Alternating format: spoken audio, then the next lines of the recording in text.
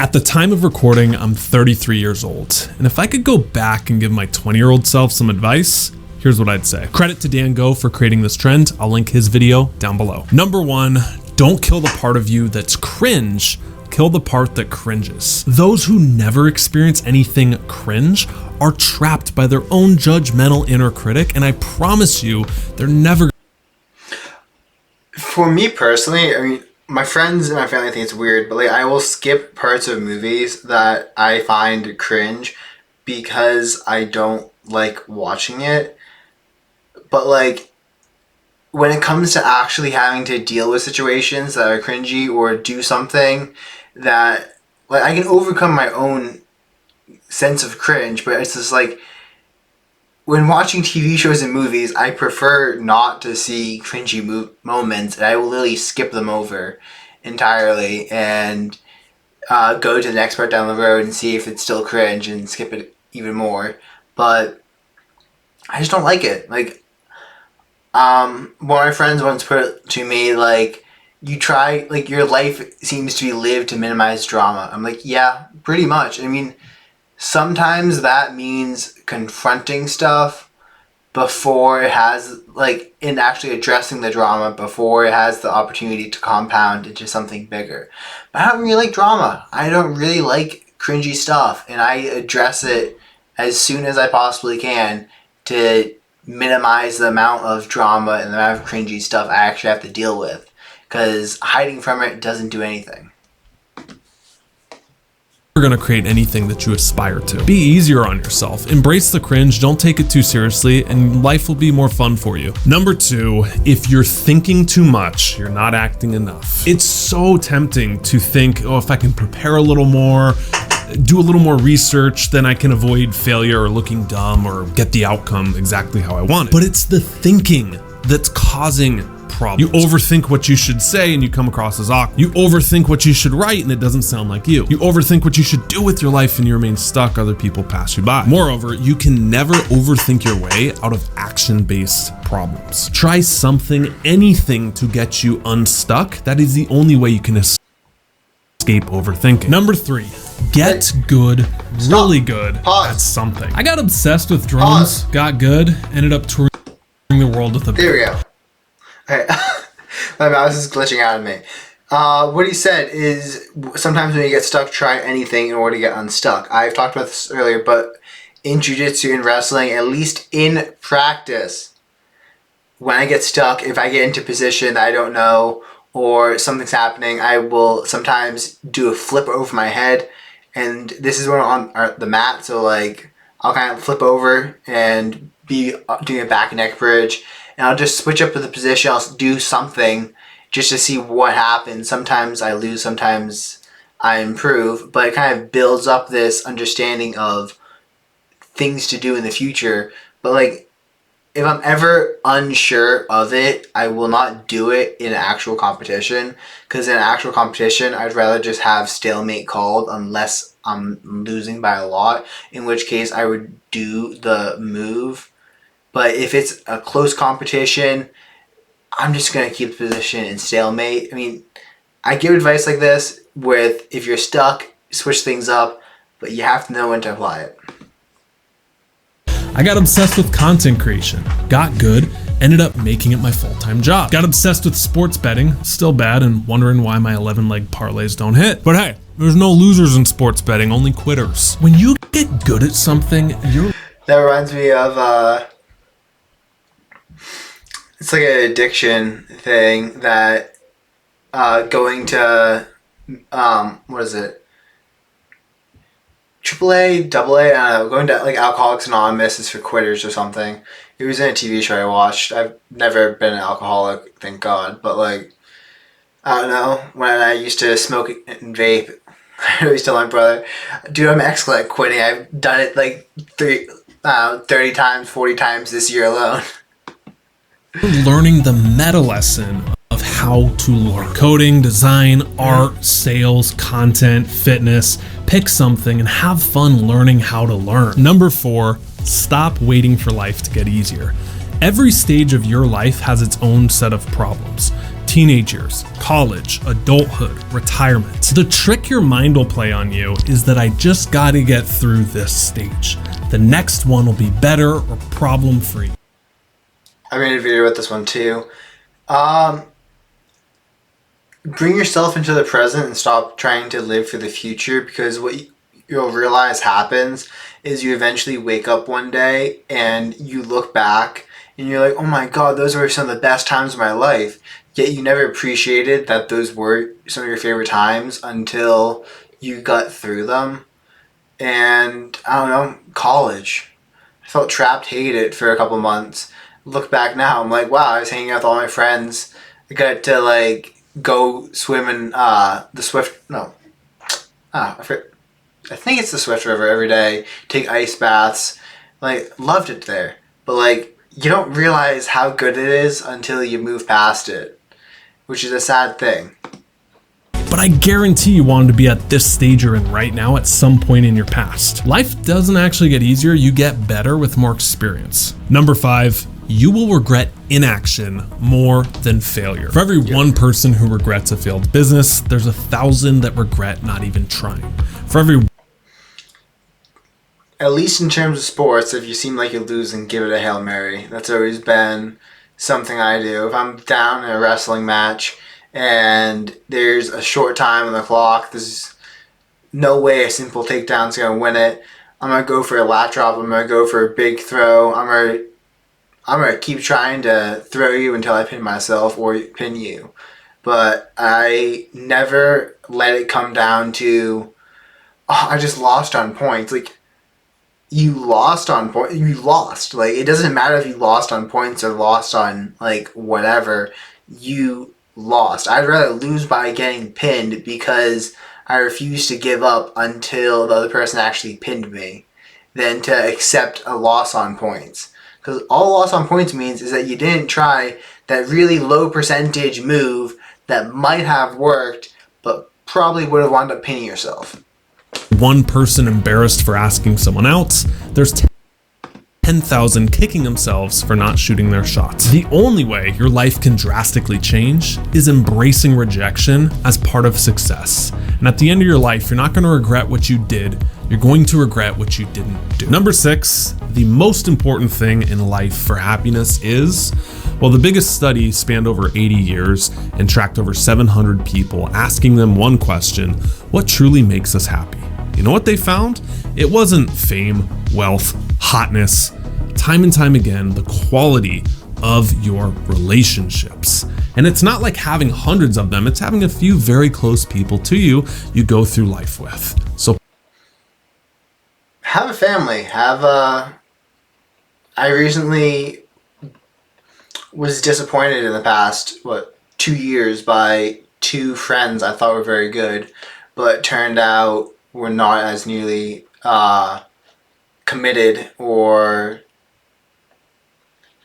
true friends as I thought they were, without going into too much detail and giving names. But I made me reevaluate, because like these 2 people were like 2 people that would have been on my list for if I had to like hide a body who I would call, and we just had a falling out, and I'm like,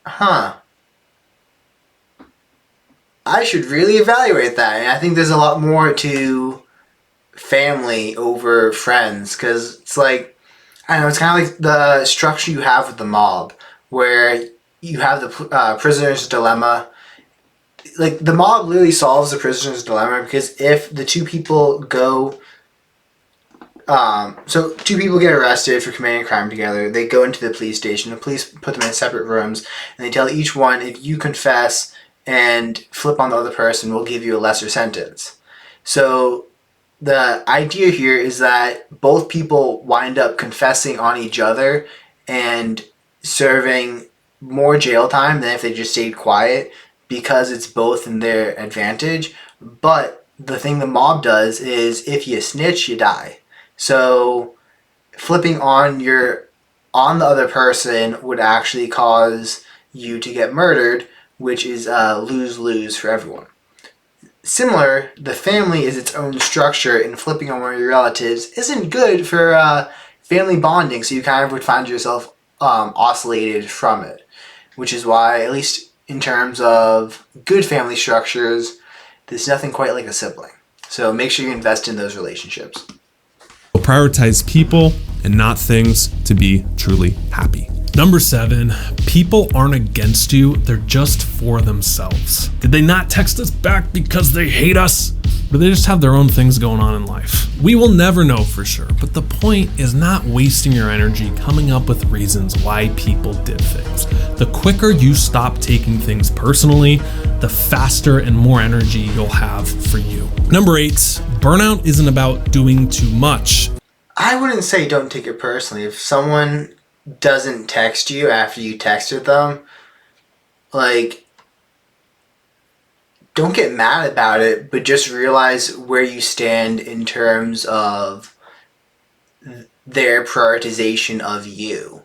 Like, is this someone who normally texts back really quick, or is this someone that doesn't go on their phone for like a week at a time? Because not taking it personal is stupid, because in some sense it is personal, but just don't get mad at it. Like, you have to understand that it is personal, that they're not looking at it, and that means they don't want to necessarily talk to you, which is extremely personal. You just have to be able to let it go.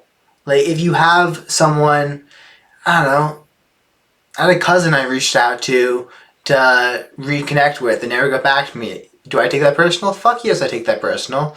They didn't. They chose not to contact me back. So I don't hold that against them necessarily. I just use that as a clue to update what our relationship is, and that it's basically non-existent at this point. So, like, you can't, I don't know, The Godfather, it's just business, don't take it personal. Everything's personal. Like, dude, literally everything is personal. If they tell you don't take it personal, they're full of shit. It's about doing too little of what actually matters. If we never do what we love, who wouldn't be burnt out? So maybe you're not exhausted from being too busy, maybe you're exhausted from not doing what fuels you. Number 9, you teach people how to treat you. It can feel uncomfortable to advocate for yourself, and setting boundaries can feel awkward at first or intense, but you get what you tolerate, whether that's at work, not advocating for yourself, in relationships, letting people walk all over you, or friends and letting them flake. This also works in the affirmative, praising the qualities you want to see grow in people. So be sure you're rewarding the right behaviors from others. God, that sucks here. In terms of not letting people walk on top of you, if you have a situation that you can't get out of your head that keeps like reappearing, and you keep thinking about it, sit down, think what about that is stopping from leaving. Because sometimes it's the fact that you didn't treat someone the way you should have treated them. Sometimes it's you don't think someone treated you the way they should have treated you, and then you have to have that conversation with them and talk to them about it. You don't have to be accusatory or like come across, just be like, hey man, what you said here, this is how this made me feel. And then see what they said. If they say, yeah man, that's how you're supposed to feel, then you can be like, well, I don't want to feel that way. I don't like that you try to make me feel that way, so I don't want to talk to you anymore. Or you'd be like, they'd be, oh, I'm sorry, I didn't mean that. Like, the number of confusing things that happened over text is enough to fill up a whole library. But so yeah, if you set boundaries, write down this stuff ahead of time of how you. A lot of it is just how you treat yourself and what you let yourself do. And if you don't let yourself be late and you hold things to, you hold yourself accountable, you hold other people accountable to yourself. So, I mean, just valuing yourself and loving yourself will often result in holding others accountable, because part of loving yourself is not allowing others to treat you the way that you don't want to be treated. Number 10, keep a journal. I've worked with therapists, I've worked with coaches, I've done programs, but honestly, the best self-growth came from sitting down with my journal. I think there's something so cool in a digital age having an analog system where you can see your handwriting, it's unplugged, you can take it everywhere with you, and you can look back on it in 10 or 20 years. Imagine that. And if you need a starting place, I'll link down below our 11 questions to change your life. This is a free gift and it's 11 questions that'll kickstart your growth. Number 11, focus on big wins around money. In your 20s, earning more money is way easier than saving money. So can you negotiate your salary every 6 months, earning a couple extra grand every time you do it? Can you get a side hustle and make... I would say invest all the money you make into yourself rather than into the stock market, because you in your own education has the greatest risk of paying off versus putting your money in the hands of someone else that you have no control of. That's literally a bet. So buy that course you want to buy, take that trip you want to take, start that business you want to start with the money, and stop putting it in the stock market, because my personal opinion of the stock market is it's something the government gets you to invest into so they can wipe out your life savings every 8 years to force people to keep on working, being productive members of the workforce, and stop elderly people from retiring because the whole life savings is wiped out. That's just the trend I've seen, and I won't put my money in it. In 6 figures. And cutting out $5 lattes will help, but not spending an extra 10 or 20 grand on a new car when a used one will do just fine will help even more. The point is, give your energy to the big things with money, and the small things will start to take care of themselves. I'd also say value your health. Spend more. If you have money that you want to invest in the stock market, sure, maybe do that, but maybe eat healthier food, eat cleaner food, invest in more nutrient-dense food in your own health, because your health is the best asset you got. If you get good quality sleep, if you have a functioning brain, that's now you're in the 1%, man. It's scary how effed up the world's Number health problems 12, starting today, put a 10% tax on yourself. By the time I was 25, I had worked over 20 jobs. And you know how much money I had saved up? 0. In fact, I was negative net worth. I was in debt.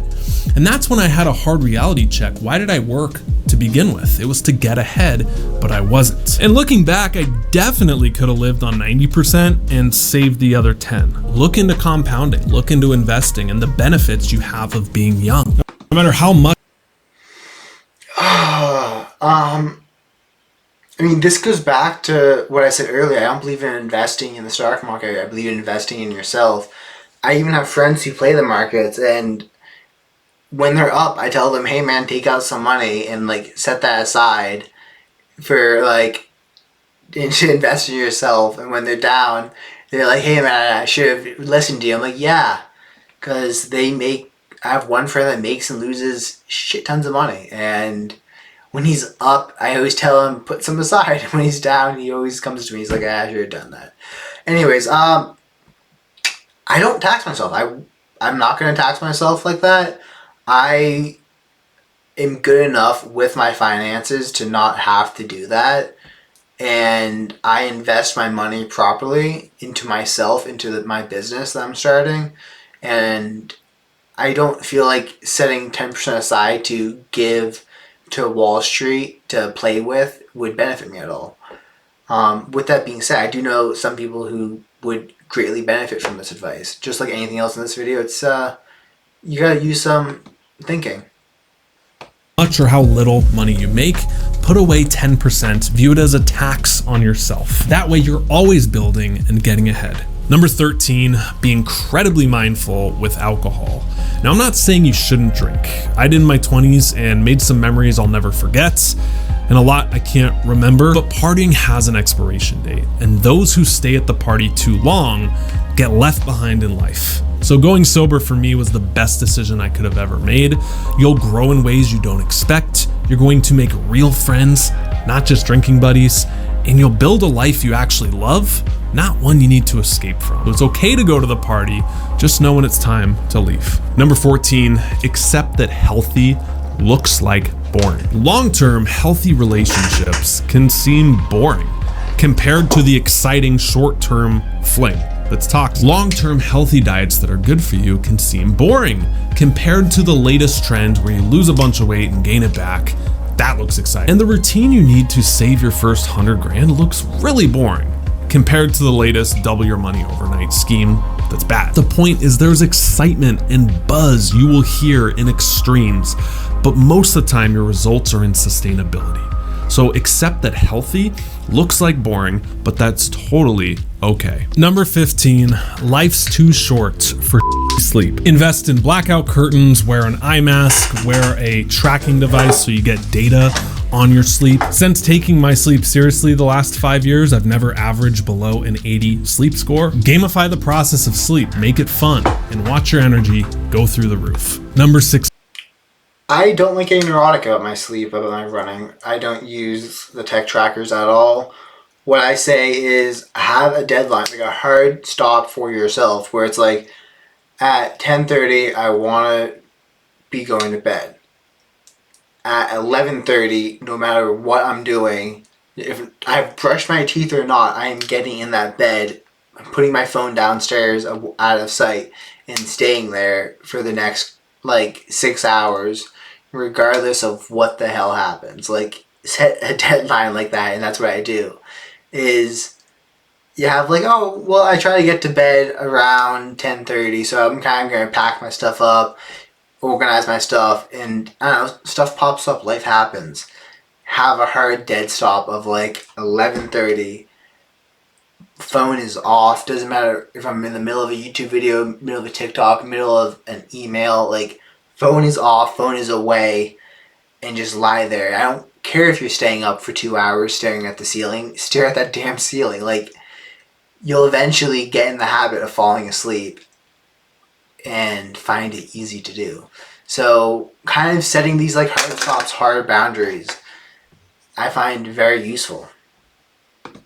16, you'll never be good enough for the wrong person. Relationships aren't 50-50, they're 100-100. If someone doesn't see your worth, stop trying to convince them. Number 17, you don't need energy to work out. You get energy by working out. Your body is designed to move. So even something as simple as a 30-minute walk or standing for a few hours a day can drastically boost your energy levels. The key.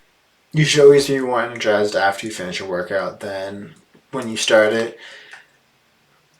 99% of the time, yes, sure, there's some times when I just like feeling the lactic acid pumping in my pecs and my biceps, so I'll go hard. But 99% of the time, I try to feel more energized after my workout, after my walk, after my kettlebells than I did when I first started.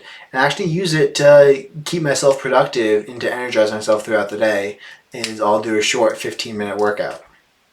Is finding exercise for you that doesn't feel like work and you have resistance towards. So join a rec sport, go to the gym, try a class, and find the kind of movements that you have zero resistance to doing. Rock climbing. Number 18, you are the main character of your movie, so document it. I don't mean for social media, I mean for yourself. Behind the scenes, document more. Take more photos that you want. Record your thoughts in your journal. Every birthday, get in a habit of sitting down with the camera and for 20 minutes just processing through your life. 20 years from now, looking back on that, you're gonna be so glad you did. Number 19, this is the best relationship advice I ever got in my 20s, was this. Stop looking for the right person and start trying to become the right person. 10s attract 10s. Like attracts like. If you want to attract someone on a higher level, you need to raise yourself up to a higher level as well. When you stop looking and searching and you worry about becoming, you find that that person magically comes into your life. Number 20, get a dog. This is the sign you've been waiting for. Dogs force you. No. That's definitely one of the things I disagree with him on. I like cats, man. I'm to not a live big in fan the of moment, dogs. get outside, meet people, and pick up dog at 6 a.m. I got mine at 28, and honestly, I wish I hadn't waited so long. The reward outweighs the work tenfold. Taking care of something and putting the focus off of you is great for your mental health. Number 21, if you're going to compare, you need the full context. Social media has made it literally impossible for you not to compare yourself to others. And if you're not careful, everyone's hot, everyone's successful, everyone has tons of money, doesn't work, and can travel all the time. But when we compare, we're never getting the full story. I've seen so much behind the scenes, like the couple who everyone admires that can't stop fighting when the cameras are off, or the fitness influencer who's all natural but taking a little special sauce behind the scenes, and the entrepreneur who works all the time, kids barely even know it. So use success as inspiration, but not as ammunition to feel bad about yourself. Number 22, start making weekly to-do lists. If you have 5 things you need to get done that week, and they're the only 5 things on a list, it's very hard to procrastinate. When I switched to week, this is similar to the one thing where he's breaking down his workday into one task per day, and it's actually a strategy that I used before I even watched this video of having a task that you want to get done, and sometimes like having 5 tasks, like having something you want to get done each day. Sometimes you finish something up really quickly and you start on something else. Sometimes one activity will lead over to the next day. It's okay to have an activity take more time than what you budgeted for. As long as you can tell yourself that you did your best work, I do not think it's worth it trying to push yourself past the point when you start getting a headache, when you start getting tired. Doing work when you're tired is stupid. You make mistakes and will wind up costing yourself. Not to mention, you also get headaches and make it more difficult for yourself to recover mentally. When you're tired, rest. When you're energized, work. Don't be stupid and try to push past tiredness. Weekly to-do list and only put on there what I needed to get done for the week, my productivity skyrocketed. Number 23, practice zero-based thinking. Ever stick with something because you put so much time into it already? Anytime you feel yourself feeling stuck, stop and ask yourself this question. Knowing what I know now, if I could start over today, would I still blank? Would I still be in that same relationship? This is a difficult one that really depends on you, because sometimes you set goals for yourself of doing something for a certain period of time, and you reach points where you don't want to do that. I set the goal of making a YouTube video every day for a year. I don't really want to do that. Like, I'm not having the most fun doing that, but I keep doing it because some days I really enjoy it. And some days I'm like, what do I do for a video today? And I just don't enjoy it at all. But I'm setting that goal for myself so that I can look back, and I set that goal for myself because I know that by going through this process, the person I will be is a better version of myself who's more comfortable in front of the camera and who's able to talk and be entertaining while not having to necessarily have a script in front of them. So I pushed through it. Like when I took my ice baths for every single day of the year, there were days I didn't want to do it. There were days I was so sick I didn't want to move, but I made myself get up and go in the ice bath because I told myself I was going to do it. Granted, there's something to pushing through and coming out the other side, and then there's something to understanding when something's bad and it just needs to be put out to die. And what I would say is tell your goals to your friends, to your siblings, to your family, and then talk to them. Tell them what you're thinking. Tell them, hey man, I kind of want to just not stop doing this now, and see what they think. Do they think you're giving up because you just hit a wall, or do they think hey man, that actually makes sense. You should stop doing that. Talk to people, because I can tell you, you're going to be an absolute crap judge of this yourself for lots of things. still choose the same career path? Would I still live in the same city? If the answer is no, it's time to switch things up. Don't ever let momentum carry you away in a direction you don't want to go. Number 24, find a way to travel. In my 20s, I backpacked solo through 12 different countries, had the adventures of a lifetime, met incredible people, and experienced firsthand how traveling changes your worldview. Yes, I had to work jobs and save up money, and yes, it probably set me back in my career a bit, but looking back, I wouldn't trade that for anything. And you can travel at any time in your life. It's incredibly easy to do this, to backpack through countries, especially if you don't have a corporate job. It comes down, if you want to live it up in nice locations, nice hostels, eating good food that you cook yourself, you can do it for $3,000 a month. Living at nice hostels. If you want to do it on the cheap with like not the best food and not the nicest hostels, you can do it for about $1,500 a month. Like it is, and that's in Europe, in some of the wealthier countries. In some cheaper countries, South America, Latin America, Asia, you can do it for a lot less, and it opens you up, and like you come back and you're like, holy crap, like what was I doing? Like, because like you change your environment, which changes your thoughts and opens you up to completely new ideas that you never had before. The one thing I can tell you is when you travel, get the fuck off of your phone. Like no audiobooks, no music. Just actually pay attention to your surroundings. Walk in that park without going on your phone. But later down the road, when you have a mortgage, you got kids, you got a wife or a husband, you got an adult career, the excuse is not to get more legitimate. So scratch the itch now while you're free and you don't regret it later. Number 25, it's totally okay if you don't know what you're doing with your life. I think you should throw out the idea of seeking a purpose. Not only is it vague, but it creates so much pressure where you'll cut yourself off from otherwise good opportunities that could lead you to something purposeful. Just pursue curiosity. What are you excited about? Let's do that. And what you find is that your purpose will find you. Number 26, your biggest problems in life cannot be solved. They can only be outgrown. 27, don't believe everything you think. Because you have negative thoughts does not mean you're a negative. Grown. 27, don't believe everything you think. Give me a second. Your biggest problems in life cannot be solved. They can only be outgrown. 27. I am gonna like smash my computer. Go back. Okay, your biggest problems in life cannot be solved. They can only be outgrown.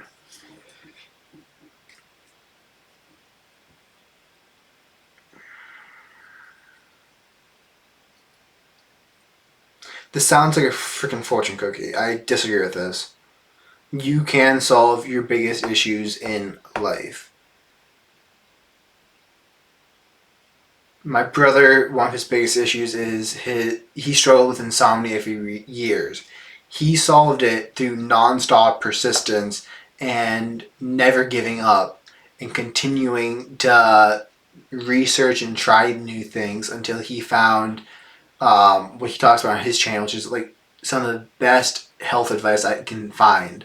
But like, you can solve your problems, so screw that advice. I mean, you can literally solve your problems in life. Like, I don't agree with this. Your biggest problems in life cannot be solved. They can only be outgrown. No, because my dad always tells me, you're not magically going to wake up one day and be the best version of yourself. You're never going to wake up one day and have your issues stop being issues. Like, granted, your body will heal, but like, if you're a weed smoking heroin addict, you're never going to wake up one day and magically not be a weed smoking heroin addict. Like, you're going to stay on those same habits unless you deliberately make an attempt to change your life. So no, this is wrong. Your biggest problems in life can be solved, even though he might just say, well, you just outgrew it. No, you solved it and then grew past it. Like, I adamantly disagree with this one. Your biggest problems in life Sounds like cannot a be freaking fortune solved. cookie. They can only be outgrown. 27. Don't believe everything you think. Because you have negative thoughts does not mean you're a negative person. Because you got rejected does not mean you're a reject, and because you failed does not make you a failure. So don't believe everything you think. Most of the time, it's not even true. I'd say meditate. Understand your thoughts. Understand, like, the best description of meditation I've had is sitting on a cliff watching cars go by on the highway, where each one of the cars represents a thought. Like, you're not getting caught up in the thought, you're just observing it. Understanding how your brain thinks, how it talks to you, like how your thoughts influence you. It's huge. Like, actually understanding has benefited me so much in terms of being able to say, well, that's how I feel now, but I know I'll probably feel different later. Or once I get some food into me, I'll probably feel happier. Or once the weather changes, like, my mood will probably change too. So, like, like, understanding how fluid your own thoughts are. Number 28. Credit cards are more than just IOUs. Where's all the money? That's as good as money, sir. Those are IOUs. I firsthand know the weight of financial stress that credit can put on you, and I've seen people close to me in their 30s. Yeah, I don't understand any of this. I've never had issues with money. My bank has tried to give me debit cards, and I've literally told them I will cancel my account if you make me have one. And they've backed down. I don't want a debit card. You're liable if that thing gets stolen. My credit card, I am not liable for anything. I've had my credit card stolen. I just call up the credit card company, go on the app on my phone. I'm like, did not buy, send me a new credit card. It's awesome. You use your credit card like a debit card. You don't spend money you don't have. It's that easy. If you don't have the money in your bank, then you don't spend the money.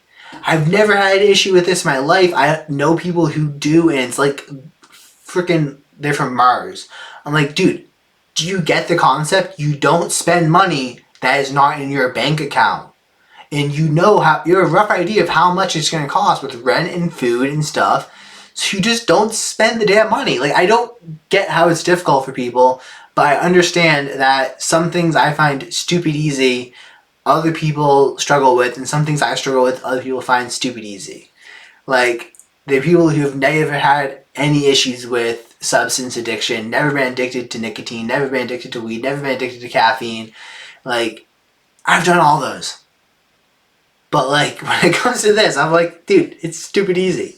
And I think it's kind of interesting. It's one of the beauties about talking to people is you understand the different sides of it.